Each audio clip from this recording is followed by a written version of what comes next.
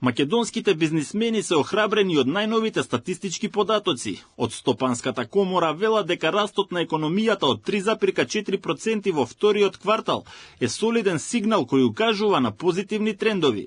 Сепак сметаат дека за да продолжи ваквиот тренд, потребна е континуирана поддршка од државата и одржување на економската стабилност. Јас и многу пати сум истакнал досега и сега кажувам дека нас не е потребна цел. Таа цел ја гледам во раст на бруто домашниот производ, затоа што нема други индикатори што ќе укажат дека има платформа и има цел кон која се движиш. Јас верувам и сум верувал цел живот во три работи.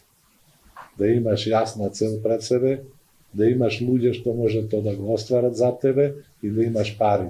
И сите влади кои што се и нашата влада да делуваат во функција на остварување на предвидлив деловен амбиент и на избегнување на секакви сукоби што ја ништат економијата, било за работа за домашната или меѓународната.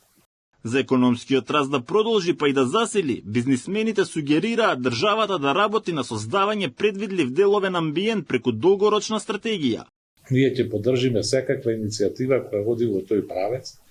Ние знаеме што значи да направиш таков раст и дека е потребен деловен амбиент, дека се потребни услови во регионот кои што немат да звечка оружјето, него ќе бидат поставени на ниво на борба на конкурентска стока и услуги на меѓународниот пазар, се знае под кои услови така натаму и ние сакаме тоа да го оствариме на тој начин.